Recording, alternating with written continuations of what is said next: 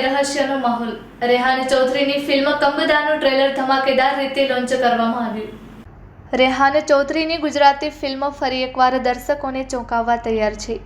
ધુઆંધાર અને કોંગ્રેચ્યુલેશન્સ જેવી હિટ ફિલ્મો આપ્યા બાદ તેમની આગામી સાયકોલોજીકલ હોરર થ્રિલર ફિલ્મ કંબદાનું ટ્રેલર અમદાવાદના આશ્રમ રોડ સ્થિત શિવ સિનેમા ખાતે ભવ્ય રીતે લોન્ચ કરવામાં આવ્યું. આ પ્રસંગે ફિલ્મના મુખ્ય કલાકારો શ્યામ નાવર, તરજની, વૃંદા ત્રિવેદી, રુચિતા ચોટાણી અને અંકિત બ્રહ્મભટ્ટ સહિતની પૂરી ટીમ ઉપસ્થિત રહી હતી. ટ્રેલરમાં દેખાડવામાં આવેલા ડાર્ક વિઝ્યુઅલ્સ અને રહસ્યમય વાતાવરણે સૌના રૂંવાડા ઊભા કરી દીધા હતા. મુખ્ય અભિનેતા શ્યામ નાયરે ફિલ્મ વિશે વાત કરતા જણાવ્યું કે આ ફિલ્મમાં કામ કરવું એ મારા માટે શારીરિક અને માનસિક રીતે એક પડકાર હતો. કંબદાની વાર્તા એટલી તીવ્ર છે કે શૂટિંગ દરમિયાન અમે પોતે પણ એ રહસ્યમય વાતાવરણનો અનુભવ કરતા હતા. ગુજરાતી સિનેમામાં આ વિષય એક નવો જ સીમાચિહ્ન સાબિત થશે. અભિનેત્રી તરજનીએ પોતાનો ઉત્સાહ વ્યક્ત કરતા ઉમેર્યું કે મારી કારકિર્દીમાં મેં અત્યાર સુધી જે કામ કર્યું છે તેના કરતાં આ પાત્ર સાવ અલગ છે. ફિલ્મનું હોરર એલિમેન્ટ માત્ર દ્રશ્યોમાં જ નથી પણ તેની વાર્તામાં પણ. આ ફિલ્મ એક એવી દંતકથા પર આધારિત છે જે જાગી રહી છે. ગુજરાતી સિનેમામાં આ પ્રકારનો પ્રયોગ ભાગ્યે જ જોવા મળ્યો છે. પલ્લવ બરુઆનું સંગીત ફિલ્મના ડરને ઓર ઘેરો બનાવે છે.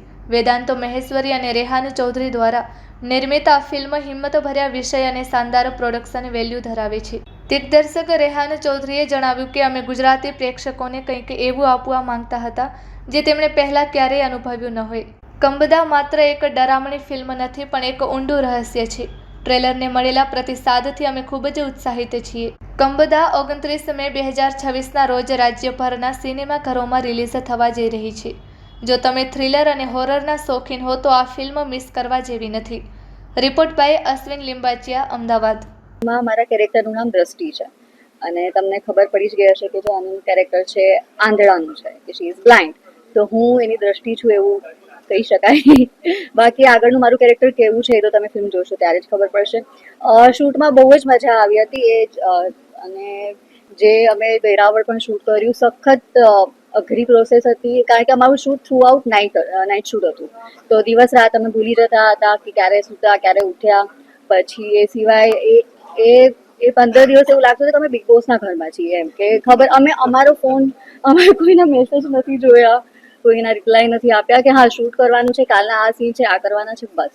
તો એ એટલી અઘરી પ્રોસેસ હતી. તો અને બાકી એક્ટર્સ જોડે બહુ જ મજા આવી, ડિરેક્ટર સર જોડે મજા આવી. એ સિવાય જે અમારી એડીની ટીમ હતી, પ્રિયા, અક્ષય, બધા લોકો જોડે ખૂબ જ મજા આવી. દરેક અભિનેતા એક એવા પાત્ર માટે આમ આશા રાખે કે એક એવો પાત્ર મળે કે તમે તમારી આખી જે કલાકારી છે તો બતાવી શકો.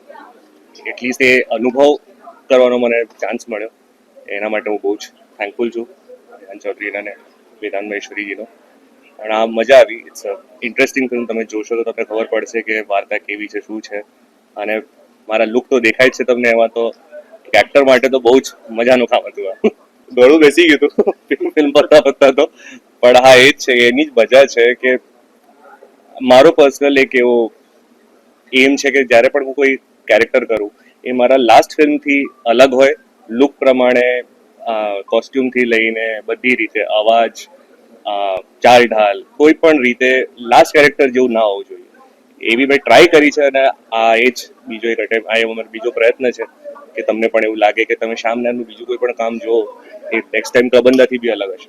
હ્યુમન ડ્રામા જે છે એ મારો સૌથી ફેવરેટ સબ્જેક્ટ છે. પછી એની અંદર આખી દુનિયા સમાઈ ગઈ.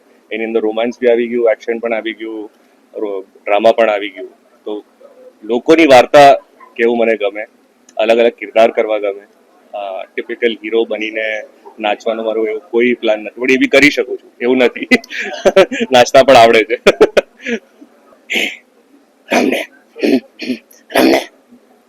Thank you.